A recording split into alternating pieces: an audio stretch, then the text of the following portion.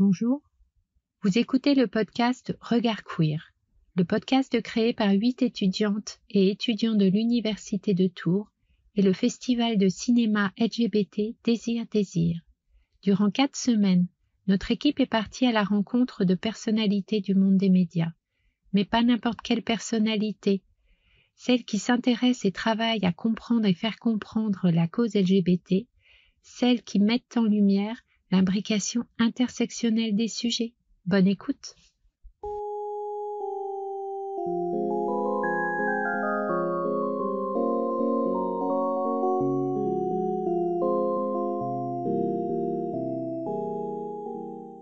Salut, moi c'est Sarah, étudiante en droit et en langue. Et moi c'est Emma, étudiante en master de sociologie. Dans cet épisode, nous avons rencontré Emmanuelle Josse, cofondatrice de la revue féministe La Déferlante, dont le premier numéro est paru en mars 2021. La révolution féministe est en cours. Nous voulons la comprendre, la documenter, y prendre part. C'est pour cela que nous avons créé La Déferlante, une revue qui donne à comprendre le monde post-MeToo sous la plume d'universitaires, d'écrivaines, de journalistes et d'activistes. Les femmes devraient prendre en charge leur corps. Tous les 3 mois, en librairie, nous vous proposerons des enquêtes, des reportages, des récits, des débats, mais aussi de la bande dessinée et de la photo. Ce seront autant d'outils pour comprendre les grandes questions de société au prisme du genre.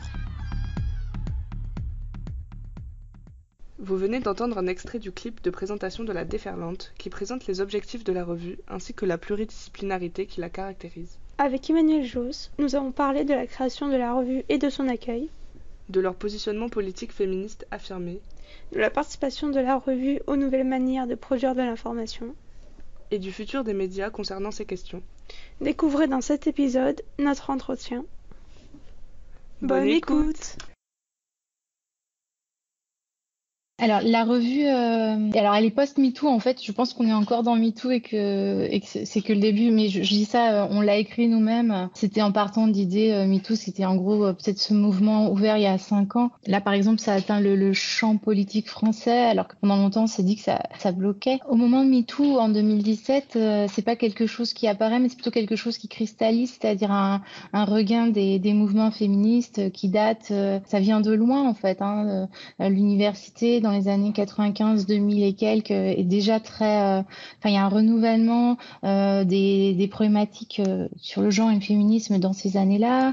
Il y a des militantismes forts autour des questions. En France, on reçoit tout ce qui est pensée queer. C'est déjà passé pas mal de choses, je dirais vraiment à partir des années 2010. Et puis ça allait crescendo. Et donc, MeToo arrive. Avant de parler du post-MeToo, je vais d'abord parler du pré-MeToo. La revue, elle voit le jour en 2019.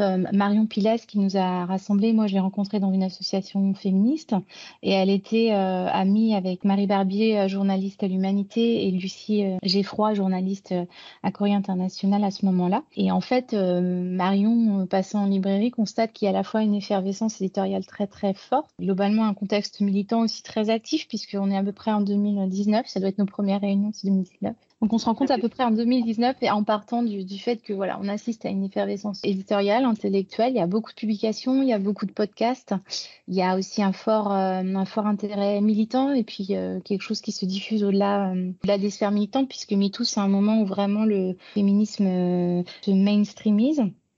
Et donc, on se dit, mais il n'y a pas de revue qui soit, pas de publication qui soit à la fois ancrée dans cette actualité-là, qui soit donc plus ouverte à la temporalité qu'un livre, plus en prise avec des enjeux, et en même temps puisse aussi ne pas traiter ça à chaud, c'est-à-dire qu'en prenant une temporalité de revue trimestrielle, on peut avoir à la fois des formats longs et puis des temps de distance un peu plus longs pour ingérer tout ce qui se passe de si vivant. Et c'est comme ça que la revue, qu'on se décide là-dessus. Au début, on s'est dit, mais tout le monde va avoir l'idée d'une revue. On pensait qu'il y aurait des projets similaires. Et finalement, pas tellement. Alors, dans le même temps, il y a Gaze qui a vu le jour aussi, qui est peut-être plus sur du culturel. Il y a également Censored, qui est une très belle revue, mais pareil, sur une approche un peu plus culturelle.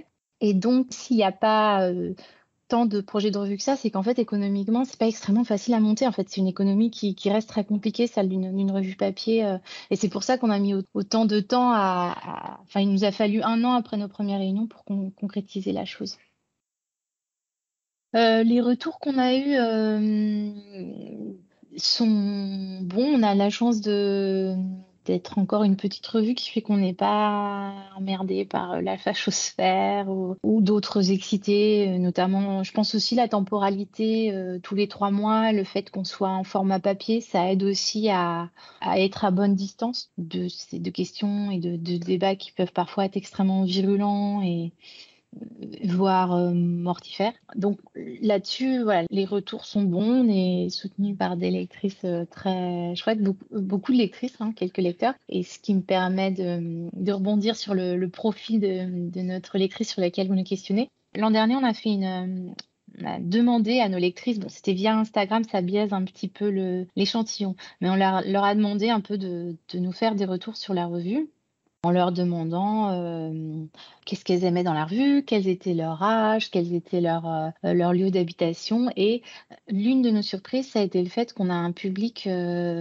jeune, en fait, qui a en moyenne votre âge, je suppose, une vingtaine d'années, alors que nous, je vous disais, on a la quarantaine, donc on était contente de se dire, une revue à 19 €, une revue papier à 19 €, c'est intimidant, mais on a trouvé un public jeune, ce qui est une vraie force pour un média, parce qu'il y a beaucoup de médias qui cherchent à conquérir ce public-là. Et c'est d'ailleurs aussi pour cette raison que des médias ont évolué dans la couverture de ces sujets-là. C'est aussi parce qu'ils savent que ça intéresse les jeunes gens d'aujourd'hui.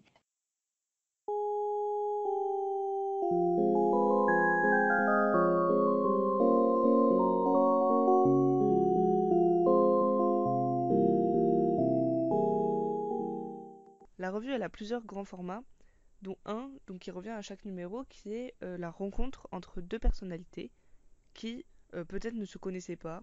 Donc on se demandait quelle est la place de l'idée de rencontre, de l'idée de dialogue dans votre revue. On est parti là-dessus parce que on avait évidemment des idées de personnes qu'on avait envie de questionner sur le genre, le féminisme, etc. Mais on se demandait comment on peut renouveler l'approche comme ça. Et l'idée de la rencontre, c'est que ça permet effectivement de mettre en branle l'idée du collectif, le fait qu'on a besoin d'échanger pour pouvoir reconstruire une pensée, enfin qu'on se nourrit de ça. Et puis une rencontre, ça produit quelque chose d'inédit. Par exemple, pour reprendre la rencontre qui ouvre notre numéro 7, ça met en discussion les écrivaines Lola Lafont et Vanessa Springora. Et elles ne s'étaient jamais rencontrées. Et quand elles ont commencé à discuter l'une et l'autre, elles ont réalisé qu'ayant été victimes l'une et l'autre de pédocriminels, elles ont eu comme ça une adolescence et une entrée dans la vie adulte qui était extrêmement similaire et qui mettait en lumière via leur récit quelque chose d'un phénomène systémique en fait. Voilà, c'est comment l'emprise se construit et comment elle abîme celles qui en sont victimes, comment aussi l'une et l'autre elles en sont sorties par l'écriture. Et c'était très beau parce que au-delà d'une seule parole, c'est aussi ça la leçon de MeToo, c'est dire moi aussi.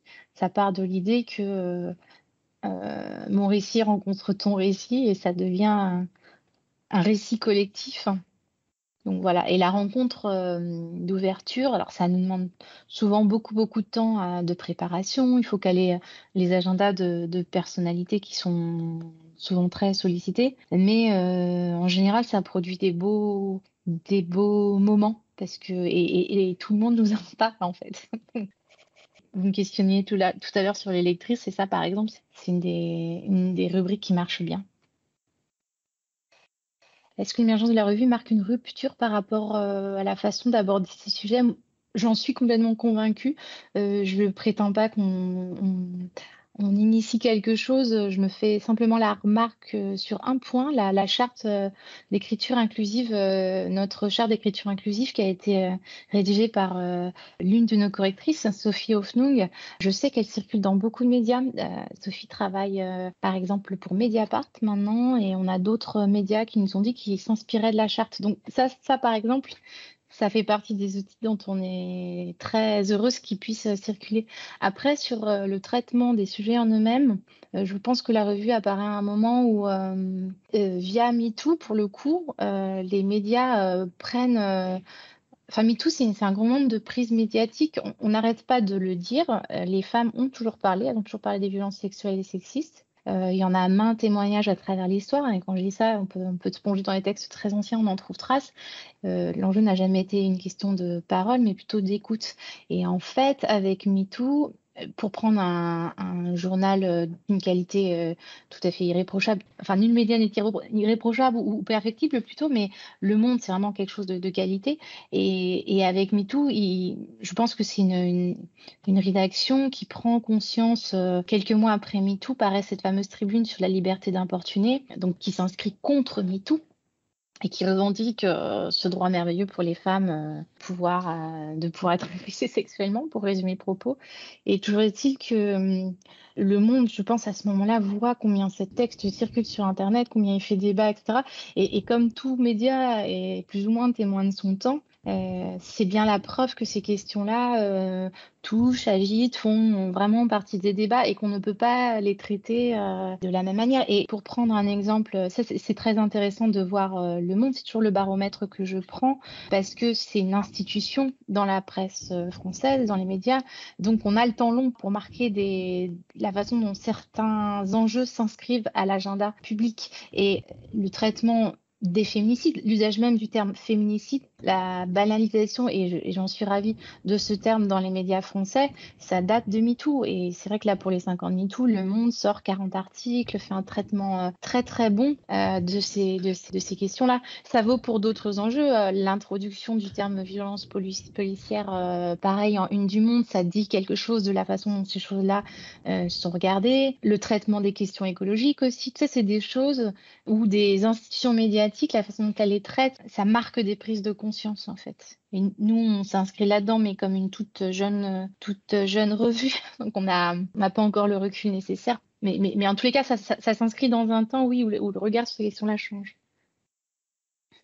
La question est celle de la façon dont on rend compte à la fois d'un engagement, puisqu'on assume le fait d'être une publication engagée, et en même temps la façon dont on est aussi un média. Et ça implique le pluralisme des points de vue, et puis toujours une honnêteté intellectuelle par rapport à ce qui se produit factuellement. C'est toujours un équilibre à négocier.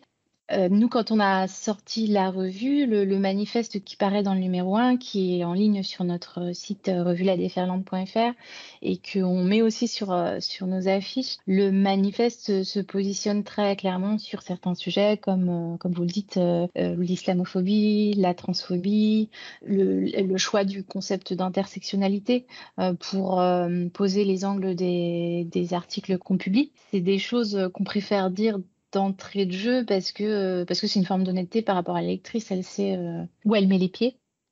L'idée, c'est de nourrir les débats sans avoir peur des dissensus, c'est-à-dire que ne pas être d'accord n'est pas forcément une violence, ne pas être d'accord n'est pas forcément un conflit, et même le fait qu'il y ait des conflits, c'est pas forcément de la violence non plus. Et c'est quelque chose de pas évident du tout à négocier parce que le conflit, tout conflit n'engage pas toutes les parties prenantes de la même manière. Par exemple, sur la question des transidentités, les personnes trans subissent des cadrages de débat qui sont extrêmement violents parce qu'elles remettent en cause profondément leur existence même. C'est des cadrages de débat qui n'engagent pas du tout de la même manière des hommes blancs cisgenres de 50 ans qui ne se sont jamais posé ces questions-là et qui les découvrent un peu du jour au lendemain. Donc, pour prendre voilà une opinion deux positionnements sociaux qui sont très éloignés en termes de... J'aime pas trop le terme de privilège, mais en termes d'installation et de confort des positions sociales. Donc voilà, on essaye de tenir cette ligne-là. C'est toujours un work in progress. Par exemple, dans le format débat, on se demande toujours comment faire place justement à une forme de dissensus, c'est une chose, mais est-ce que peut-être tout simplement, plutôt que d'envisager un débat, il ne faut pas plutôt partir de l'idée de discussion? Dans ces pages-là, c'est le choix qu'on peut faire. C'est-à-dire qu'en fait, la question qu'on pose dans un débat, en soi, elle fait déjà débat. C'est-à-dire la façon dont on construit un problème est déjà un problème qu'il faut se poser. Je ne sais pas si c'est très clair ce que je dis, mais pour évoquer la prostitution / le travail du sexe, puisque dans les mouvements féministes, on trouve les deux termes pour une même réalité. Même si les féministes vous diront que ce ne sont pas deux mêmes réalités, ça se discute encore, mais soit on peut décider de faire une énième discussion pour ou contre la prostitution, et voilà, moi c'est des choses que j'ai l'impression d'avoir beaucoup déjà vues. Soit on décide que on veut traiter ce sujet-là, en le cadrant différemment, peut-être en parlant de comment assurer l'autonomie économique des femmes, puisque derrière, qu'est-ce qu'on peut marchandiser ou pas. Voilà, quelque chose qui serait de cet ordre-là, où on change la focale et partant de là, on fait bouger aussi les lignes de conflit en espérant peut-être qu'elles vont stimuler la réflexion. Et tout ça nous apparaît important parce que c'est en pensant aussi un peu contre soi-même qu'un mouvement se construit, surtout un mouvement aussi intellectualisé, je dirais, que le féminisme, où la pensée, la réflexion, la culture, notamment livresque, est très importante. C'est assez incroyable de voir le nombre d'ouvrages féministes non seulement qui sont publiés, mais qui trouvent aussi un public. Des ouvrages qui peuvent être parfois difficiles à lire. Et c'est un mouvement social où il y a une volonté de pédagogie et de connaissance et d'ingestion des savoirs critiques qui est assez marquée. Donc voilà, on essaye de faire place à ça.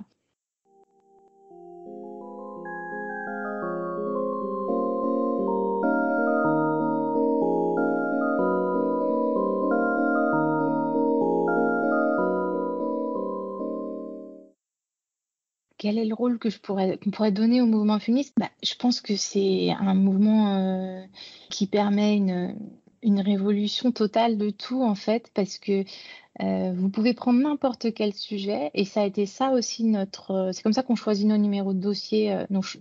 On prend n'importe quel thème. Là, on travaille sur danser pour juin prochain. En février, avant ça, on a travaillé pour le numéro qui va sortir en février. Le thème, c'est baiser. Pour le numéro de septembre suivant, on voudrait travailler sur habiter. Donc, ça, ce sont a priori des choses très différentes. Mais quand on pose la question du genre sous un prisme intersectionnel, quand on pose la question des luttes féministes qui s'organisent dans chacun de ces trucs-là, on voit qu'il se passe 1000 choses qui sont soit des tentatives, soit déjà des constats simples, basiques à faire sur le genre. C'est ça. Dans une cour de récréation, si on regarde, les garçons et les filles ne se comportent pas de la même manière.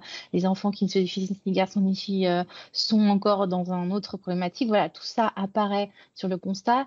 Quand on se pose la question du féminisme, ça fait naître des horizons de changement en espérant que ce sera meilleur. Il se passe énormément de choses, et ça, quel que soit l'événement ou l'action ou le sujet que vous appréhendez, en fait.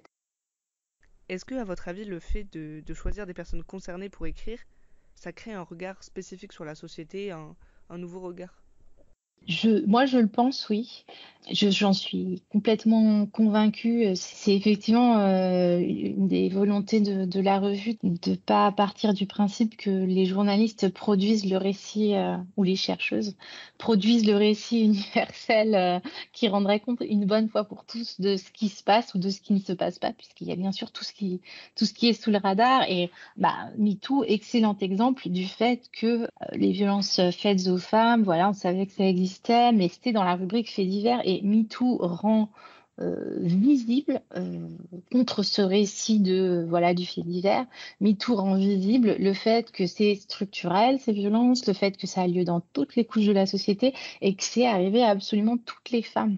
Donc, et MeToo, c'est quelque chose qui est des premières concernées qui s'expriment sur les réseaux sociaux. Donc, moi, à titre personnel, c'est un peu pour ça que j'ai un rapport assez ambigu aux réseaux sociaux, c'est que à la fois, ça peut être extrêmement violent, et en même temps, ça casse aussi tous ces phénomènes de gatekeeping, comme on dit, c'est-à-dire le fait que certaines plumes, certaines voix trustent les grands récits, en fait. Après, dans le fait d'être une personne concernée, c'est pas le seul critère pour avoir un bon récit, avoir les ressources pour écrire dans la revue. C'est aussi important et tant mieux, hein, tout le monde n'a pas envie d'écrire, tout le monde n'a pas besoin d'écrire et il y a mille manières de s'exprimer.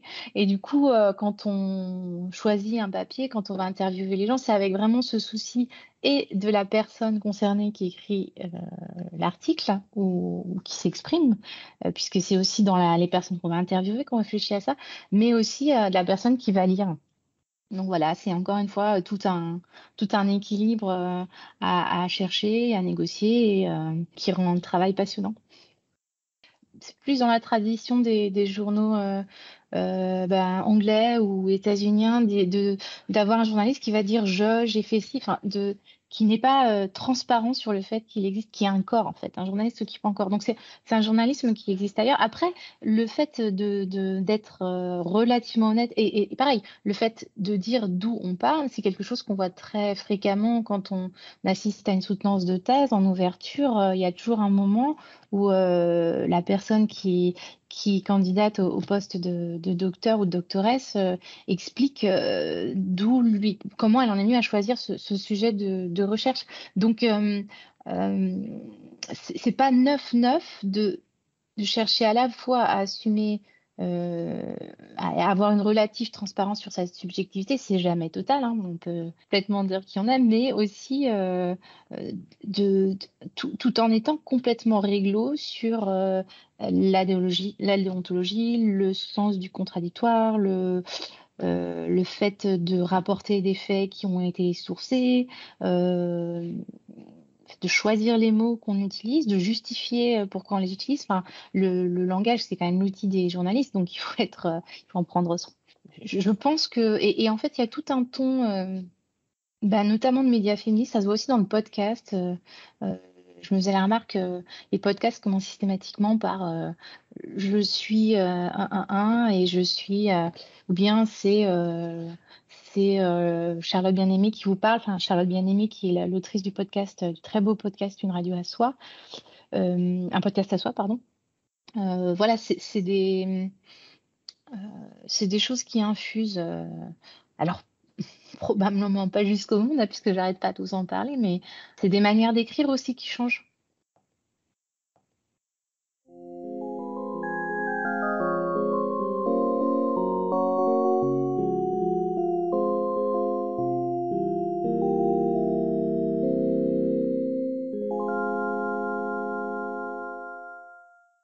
Pour vous, qu'est-ce qu'un bon média? C'est une. Si quelqu'un avait une réponse définitive là-dessus, il n'y aurait pas autant de médias déjà, ce serait pas une bonne nouvelle. Je dirais, bon, un bon média, moi je pense qu'un bon média, c'est celui qui a sa personnalité, qui plaira à certains et qui plaira pas à d'autres, et il faut qu'elle plaise à quelques-uns et quelques-unes, et voire même à un certain nombre, parce qu'il y a un équilibre économique à trouver. Un média, c'est une entreprise. Enfin, il y a des médias bénévoles et associatifs, donc ça c'est encore autre chose. Mais nous, on parle d'un média qui doit nourrir les travailleuses et travailleurs qui le réalisent. C'était aussi notre ambition de départ. Donc un bon média, enfin en tout cas le média que nous on avait envie de lire et on faisait le pari que d'autres auraient envie de le lire, c'était un média où on assumerait cette subjectivité, on assumerait un positionnement. Pour autant, on voulait aussi une diversité de formats qui rendent compte du fait qu'il n'y a pas une manière plus importante que l'autre de raconter le monde qui est autour. C'est aussi pour ça que dans la revue, il y a des papiers type journalistique, il y a de la littérature, il y a de la bande dessinée, il y a de la photo, et il y a des illustrations, et qu'on accorde une même place à tout ça. À nos yeux, c'était ça qui importait.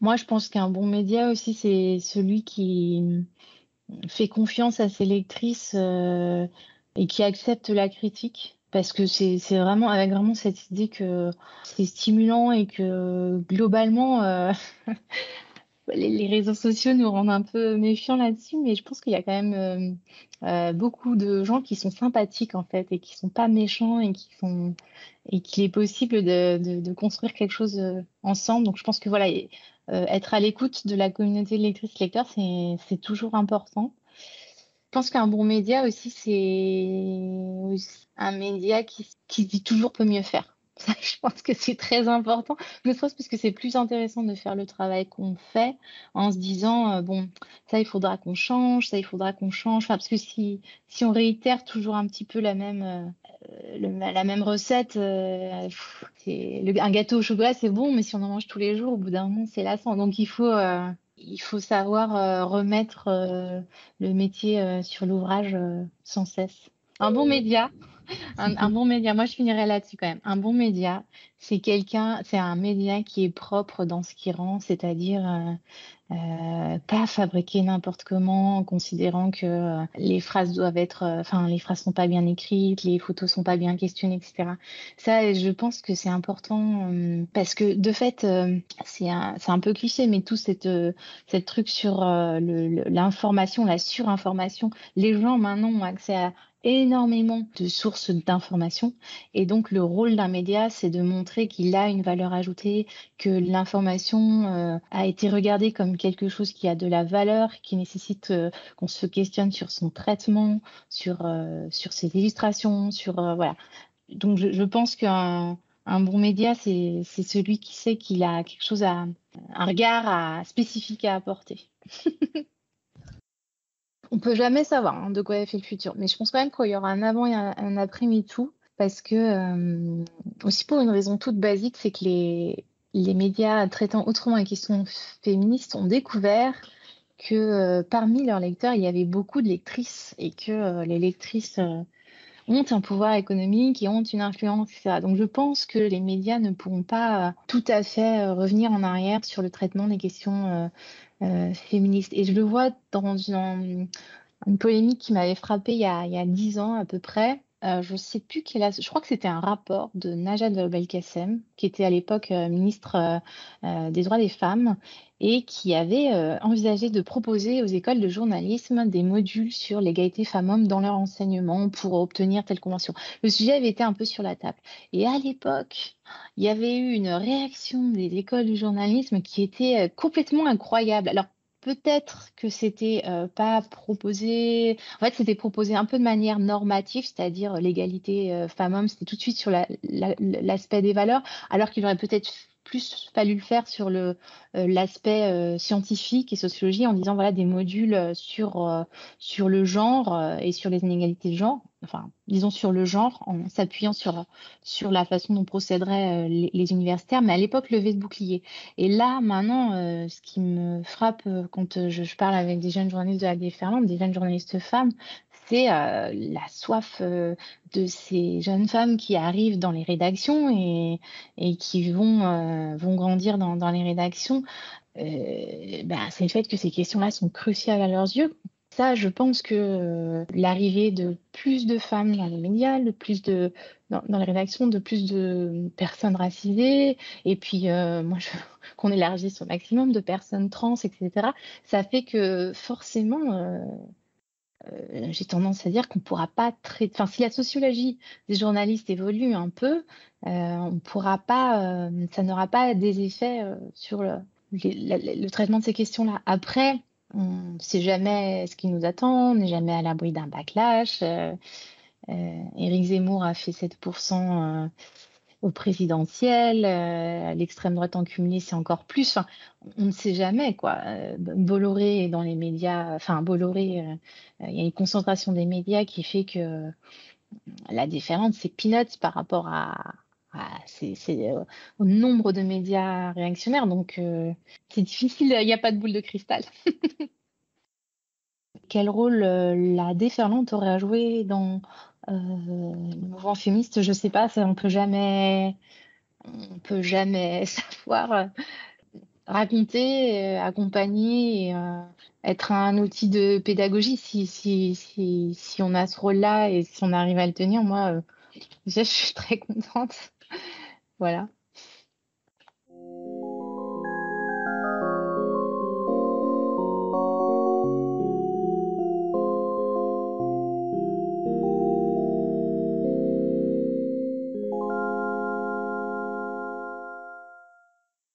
Merci à Emmanuel Josse de nous avoir accordé de son temps pour cet entretien et pour son engagement.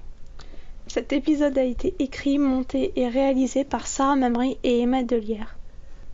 Regard Queer est un podcast né de la collaboration entre l'Université de Tours et le festival de films LGBT+, Désir. Pour aller plus loin, on peut vous conseiller d'écouter le podcast de Arte Radio créé par Charlotte Bien-Aimée, un podcast à soi, dont parle Emmanuel Josse pendant notre entretien. On vous conseille également le livre Futur de Lorraine Bastide. Futur est un essai qui prend un regard féministe pour analyser nos manières de vivre et de faire société. Lorraine Bastide montre alors en quoi le féminisme n'est pas qu'un combat, mais bien une vision du monde qui peut le changer.